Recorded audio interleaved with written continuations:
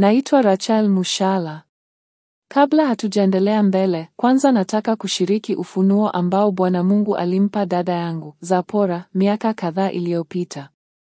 Nitawasilisha kwa muhtasari kwa sababu una mafundisho muhimu sana ndani yake. Wakati dada yangu alikuwa amelala, Bwana Mungu alimtuma malaika kumletea ujumbe. Alisema kwamba alipojilaza kitandani, hili lilitokea miaka iliyopita, aliona malaika akiingia chumbani mwake. Mara tu malaika alipoingia, alijiona bado amelala pale kitandani, lakini roho yake ilitoka na kusimama pembeni ya malaika huyo. Malaika alijitambulisha kwake kama Malaika Gabrieli na alianza kumwonyesha mambo fulani. Aliona majina yakiwa yameandikwa kwenye dirisha la chumba chake. Malaika alielekea kwenye dirisha na akaanza kumwonyesha majina hayo. Aliona kama vile majina ya watu yameandikwa kwenye kioo cha dirisha. Malaika alimwambia kuwa hao ni watoto wa Mungu wa kweli, wale wanaotembea kulingana na mapenzi ya Baba wa mbinguni. Lakini malaika alianza kumwonyesha maisha ya baadhi ya wale wa Kristo. Kwa haraka sana aliona mmoja akirudi nyuma kiroho. Alishangaa sana kuona mtu huyo akianguka haraka sana katika uzinzi. Kisha aliona msichana mwingine pia akianguka kwenye uzinzi. Alishtuka na kumuuliza malaika, inawezekanaje Wakristo hawa waliokuwa watoto wa Mungu waanguke hivi ghafla? Kwa nini waanguke haraka kiasi hiki? Malaika alianza kumwonyesha kwamba chini ya kila jina kwenye dirisha, majina mengine yalikuwa yanaonekana. Alimwambia kuwa hayo ni majina ya wapenzi wao, wavulana kwa wasichana na wasichana kwa wavulana. Alimwambia kuwa sababu ya wao kuanguka upesi kiasi hicho ni kwa sababu walikuwa na uhusiano wa kimapenzi ambao haukupendeza mbele za Mungu. Malaika alimwambia kuwa mahusiano ya aina hiyo hayampendezi Mungu. Watu wengi wanaingia katika mahusiano ya kimapenzi bila hata kufikiria ndoa. Wanataka tu kuwa na mpenzi mvulana au msichana kwa ajili ya hisia au shinikizo, bila mpango wa kufunga ndoa. Malaika alimwambia kuwa haya yote ni mitego ya Shetani, ambayo hutegwa ili kuwaangusha watu katika dhambi ya uasherati. Shetani anajua kuwa mtu akiwa na mpenzi ni rahisi sana kuingia katika tamaa na dhambi ya zinaa. Ndiyo maana leo nataka kuzungumzia mambo ya uchumba.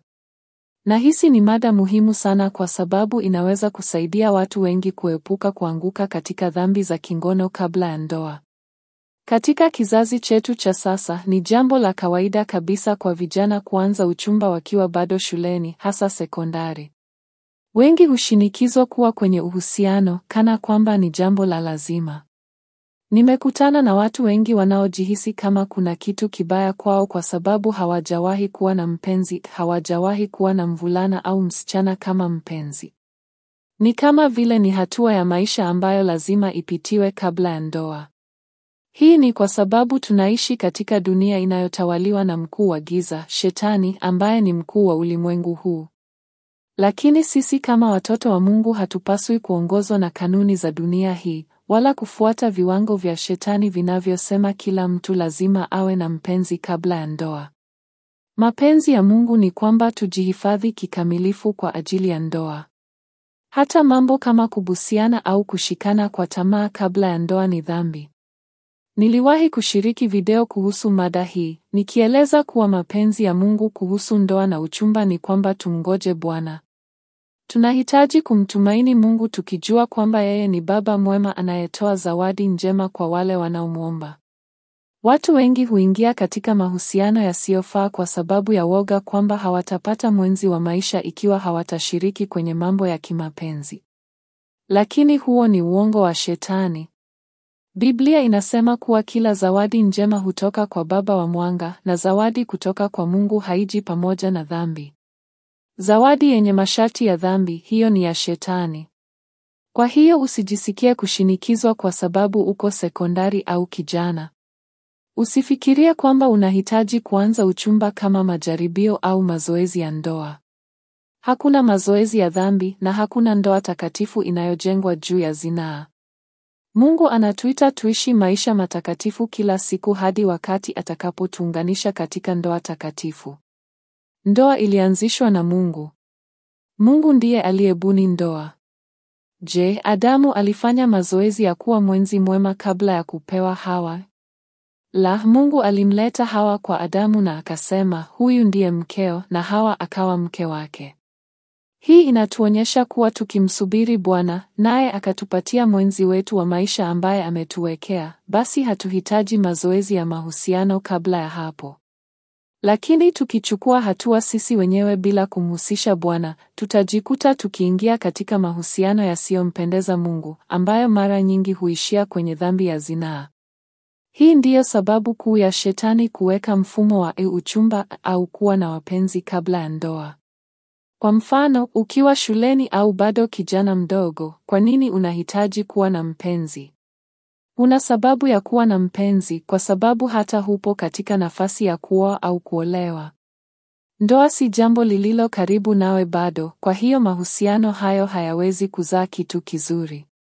Hata kama mnaamua kwamba hamtaingia katika dhambi za kingono, mara nyingi huishia hapo, kwa sababu tayari mlifungua mlango wa majaribu.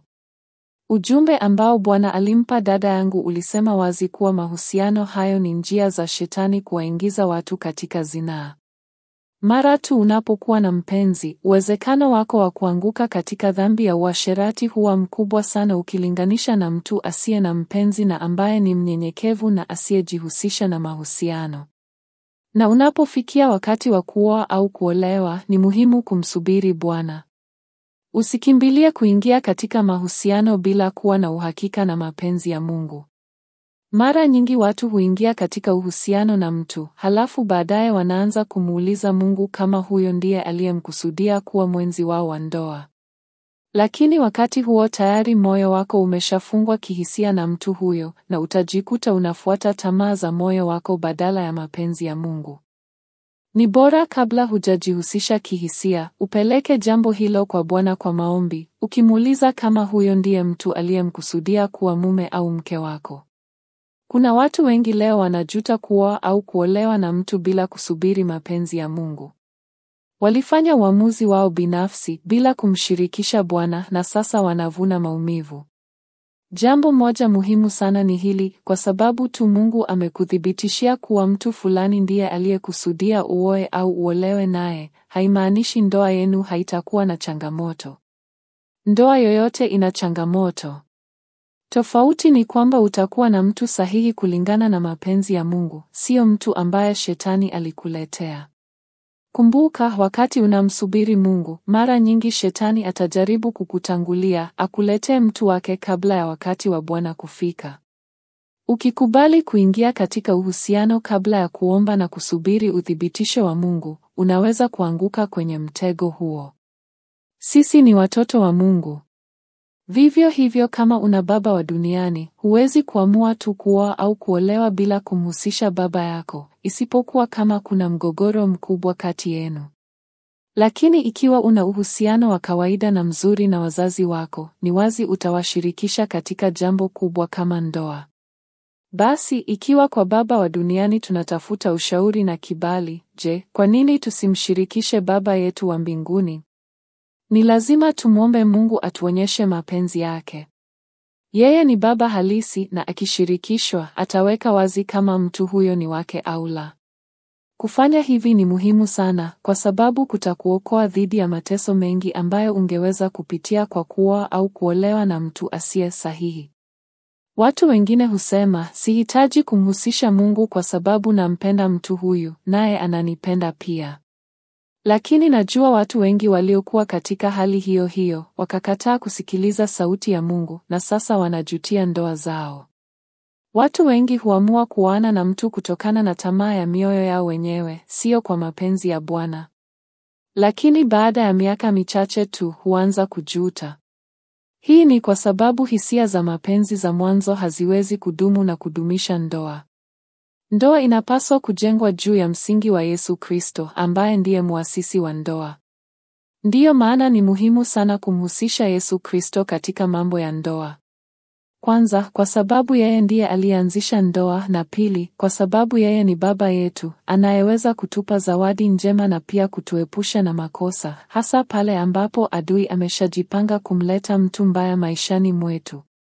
Ukishaamua kumfuata Mungu, adui Shetani huwa na nia kubwa sana kuhakikisha unamua au kumuoa mtu asiye sahihi. Anaweza kumleta mtu ambaye atakuharibu kabisa, kwa sababu mwenzi wa ndoa huwa mtu wa karibu sana katika maisha yako. Shetani huweza kutumia mtu huyo kwa urahisi kama huyo si muumini au hata akiwa mpagani au mshirikina. Kwa njia hiyo, nusu ya kazi ya Shetani huwa imekamilika, kwa sababu mtu huyo yupo karibu nawe kila siku na ataanza kukuzuia katika kutembea kwako na Bwana. Kama ni mpagani au mshirikina, ataweza kukuathiri moja kwa moja. Na hata kama sio mchawi, kama hana ulinzi wa kiroho kutoka kwa Mungu, basi Shetani atamtumia kwa urahisi kukuangusha kiroho. Hili ni jambo ambalo watu wengi hulichukulia kwa wepesi, lakini ni la muhimu sana. Nilipokuwa sekondari, mtu mmoja alianzisha urafiki wa karibu sana na kaka yangu mkubwa. Waliendelea kuwa marafiki wa karibu sana na hata wazazi wangu walimpenda sana. Walikuwa wakisema ni mtu wa Mungu, ana hofu ya Mungu na ni mtoto wa Mungu kweli. Hata alianza kulala nyumbani kwetu kwa siku moja au mbili, akawa kama sehemu ya familia. Nilipoingia chuo kikuu, urafiki wake na kaka yangu uliendelea, lakini pia alianza kutaka kuwa karibu nami. Wakati huo sikuona shida yoyote, nilifikiri ni kawaida tu kwa sababu ni rafiki wa kaka yangu. Lakini sikujua kwamba alikuwa ametumwa na Shetani na alikuwa na mpango. Wakati huo, mimi nilikuwa bado Mkristo wa jina tu. Nilihudhuria kanisani lakini sikuwahi kukutana na Bwana kwa kweli. Nilikuwa tu naishi maisha ya kawaida kama watu wengine. Lakini Shetani tayari aliona wito wa Mungu juu ya maisha yangu. Kwa sababu hata kabla hujaanza kutembea katika mpango wa Mungu, Shetani anaweza kuona kile Mungu amekusudia juu yako kwa njia ya kiroho. Kwa hiyo, Shetani alishampeleka mtu wake kwa ajili ya kunivuruga na kuzima kabisa mpango wa Mungu juu ya maisha yangu. Kitu kimoja nilichokipenda sana kutoka kwa ule ufunuo ambao dada yangu alipokea ni kwamba malaika alimwambia, watu wengi husema mtu huyu ananipenda sana au ananiwaza kila wakati, lakini ukweli ni kwamba hawakupendi. Wanavutiwa na kuharibu wito wa Mungu juu ya maisha yako na kukupeleka jehanamu. Wapo watu kama hao, ndugu na dada wapendwa, ambao hawapendi mtu kwa kweli, bali wanatumiwa na Shetani kama silaha ya kiroho. Watatumia njia yoyote ili tu wapate nafasi ya karibu nawe, waingilie maisha yako na kutimiza lengo la Shetani. Huyo kijana alianza kuwa karibu sana nami, na kwa sababu tayari alikuwa kama sehemu ya familia, sikuona jambo baya. Lakini mara tu nilipomaliza chuo kikuu, alinifungukia kuwa anataka kunioa. Lakini hata ingawa sikuwa nimeokoka kwa kweli bado, Bwana alikuwa ananilinda kwa sababu sikuwahi kuwa na hisia naye kabisa. Nikitazama nyuma sasa, naona ni mkono wa Mungu uliokuwa juu yangu. Nilimwambia wazi kuwa sikuwa na hisia zozote kwake na sikuwa tayari kumuoa. Lakini hata baada ya kumwambia hivyo, aliendelea kunisumbua, akisisitiza na kurudia nia yake ya kutaka kunioa. Yule kijana aliyekuwa akinisumbua kuhusu kunioa hakuacha kabisa hadi nilipofunga ndoa na mume wangu. Alikuwa na nia ya dhati sana, kwa maana niliolewa mwaka 2016, lakini yeye alianza kunifuatilia na kuniomba niwe mke wake tangu mwishoni mwa mwaka 2011, kabla sijaanza kumkaribia Bwana kwa kweli. Kwa hiyo, kuanzia mwishoni mwa 2011 hadi 2016, aliendelea kunisumbua akitaka kunioa. Lakini Bwana alinikinga na mkono wake wa ulinzi siku zote hizo. Kisha mwishoni mwa mwaka 2015, ndipo Bwana alifungua macho yangu na akanifunulia kweli kuhusu mtu huyu. Siku moja nilikuwa nimelala, nikaota ndoto. Nilijiona nimelala kitandani, na ghafla nikamwona roho chafu ya kishetani ikiruka kwa kasi kubwa kuelekea nilipokuwa nimelala. Nilipomtazama kwa makini, nikatambua kwamba roho ile ilikuwa na sura ya yule kijana aliyekuwa akinifuata miaka yote kuniomba niwe mke wake. Roho ile iliendelea kuruka kwa kasi kubwa kuelekea mwilini mwangu, ikiwa na nia ya kunimiliki, kuniteka kiroho. Ilikuja kwa nguvu sana ikitaka kuingia ndani yangu, lakini Bwana akanikinga, ikadondoka karibu nami.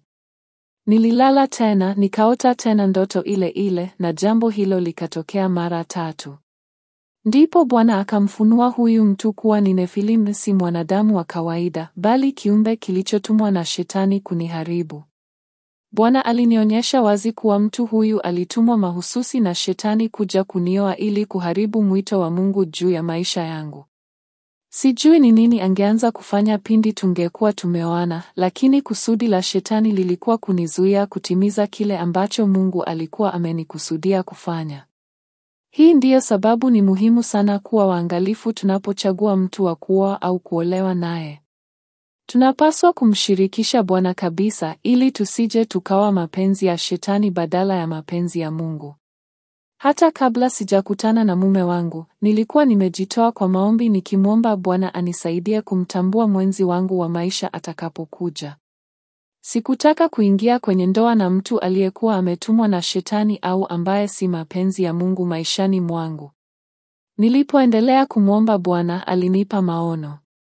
Katika maono hayo, niliona kitu kama mashine yenye rada, na Bwana akaniambia kwamba mtu yeyote asiyekuwa mapenzi yake akisimama pale, taa ya mashine ingegeuka kuwa nyekundu, lakini yule aliye mapenzi ya Mungu, taa ingewaka ya kijani. Nikaanza kuona watu katika maono wakienda kwenye ile mashine. Wa kwanza aliyeingia alikuwa yule kijana rafiki wa kaka yangu ambaye Mungu alishafunua kuwa Nefilim. Aliposimama tu kwenye mashine, taa iliwaka nyekundu, ikiwaka mfululizo. Hapo nikajua wazi kuwa huyo si chaguo la Mungu. Wengine 2 pia walijaribiwa katika maono, na wote taa zao ziligeuka kuwa nyekundu. Bwana Yesu alinionyesha watu hao 3 kwa makusudi, akanionya kwamba nisithubutu kufikiria hata kuwaoa. Nilihisi hofu kuwa labda nitajikuta ninaoa mtu asiye sahihi, nikamwomba Bwana ishara. Nikasema, Bwana, siku nitakayokutana na mume wangu, tafadhali naomba awe amevaa nguo nyekundu, ili nijue kwa uhakika kwamba ndiye uliyemchagua kwa ajili yangu. Sikuwa nafikiria sana juu ya hilo wakati huo. Nilikuwa nimeshayasalimisha mambo yangu kwa Bwana. Sikutaka kuingia kwenye uhusiano wowote kwa sababu nilihofia kuanguka katika dhambi za uasherati. Wakati huo nilikuwa nimeokoka, nimejazwa Roho wa Mungu, na moyo wangu ulikuwa umeshatulia. Nilimwambia Bwana, nataka uniunganishe na yule uliyemchagua wewe, si yule ninayemtaka mimi. Na kama mtu huyo ninayemwomba ataathiri uhusiano wangu na wewe, Bwana, basi sitaki hata kufunga ndoa. Nakumbuka wakati huu ulikuwa kipindi ambacho nilikuwa nampenda Bwana kwa moyo wangu wote. Wakati wangu wote ulikuwa umejitolewa kwa Yesu. Niliporudi kutoka kazini, nilitumia muda wangu wote kufanya kazi za Mungu, ama kwa kuhubiri Injili au kwa maombi. Sikuwa na muda wa mambo mengine. Lakini leo hii kuna mafundisho mengi yasiyompendeza Mungu, yanayowahimiza wanawake kujitangaza, kujitafutia waume kwa nguvu au hata kujiuza kimapenzi kwa sababu ya tamaa ya ndoa. Hii siyo mapenzi ya Mungu kwa binti zake. Nilishawahi kushiriki ujumbe ambapo Yesu alinionyesha maono ya dada mmoja aliyekuwa na kiu kubwa sana ya kuolewa, akawa anatafuta mtandaoni vitu kama jinsi ya kumvutia mwanaume, jinsi ya kumfanya mwanaume akupende, au jinsi ya kumfanya mwanaume kuwa mtegemezi kwako.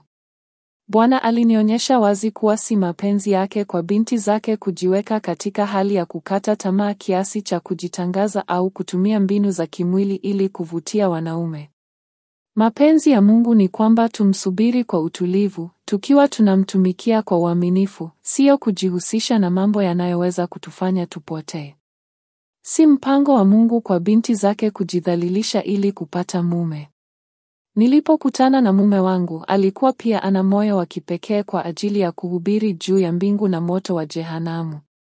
Aliwahi kuniambia kuwa mara nyingi alikuwa anajiuliza kama kuna kitu kibaya kwake, kwa sababu kila mhubiri aliyemzunguka alikuwa anahubiri juu ya pesa na mafanikio tu, lakini yeye kila alipoanza kuhubiri, alihisi Roho wa Mungu akimrudisha kwenye toba, mbingu na uzima wa milele. Nilikutana naye nilipoenda kushuhudia mahali fulani. Nilikuwa nimealikwa kutoa ushuhuda wangu kanisani na hapo ndipo tulikutana. Wakati huo tayari alikuwa anafundisha sana kuhusu siku za mwisho. Tukaanza kuwa marafiki. Mimi, yeye na dada yangu Zipora tulianza kutumia muda mwingi kwenda kwenye milima ya maombi, kufunga na kuomba pamoja, tukimtafuta Bwana kwa bidii. Sikuwahi kusema kuwa tulikuwa kwenye uchumba kwa maana ya kidunia. Tulikuwa na nia moja kwa mambo ya kiroho na miito yetu ilikuwa na mwelekeo ule ule. Kwa hiyo tukajikuta tuna mazungumzo mengi ya maana na ya kiroho. Sikuweza hata kudhani kwamba huyo ndiye mtu niliyetakiwa kumuoa. Tulianza kufanya huduma pamoja, mimi, mume wangu, dada yangu na wengineo. Baadaye, baada ya kufunga ndoa, tulipokuwa tunapitia picha tulizopiga siku ya kwanza tulipokutana, ndipo nikakumbuka kuwa alikuwa amevaa fulana nyekundu, kama nilivyokuwa nimemwomba Yesu kama ishara kwamba ndiye mchumba aliyetoka kwake. Hata hivyo, kabla sijaruhusu hisia zangu kuchukua nafasi, nilimtafuta Bwana kwa bidii ili aniongoze. Mume wangu pia alijua umuhimu wa kumhusisha Mungu na alikuja kwangu akaniambia nia yake. Hakuniuliza kuwa rafiki yake wa kike, bali aliniambia moja kwa moja kwamba alitaka kuniuliza kama naweza kuwa mke wake. Na hilo lilinifurahisha sana kwa sababu sikuwa naamini kabisa katika mahusiano ya kimapenzi kabla ya ndoa. Ninaamini hiyo ni milango tu ambayo shetani hutumia kuwaangusha watu wa Mungu katika dhambi. Yeye pia alielewa kuwa tulipaswa kumuomba Mungu ruhusa kwa sababu Mungu ni baba yetu.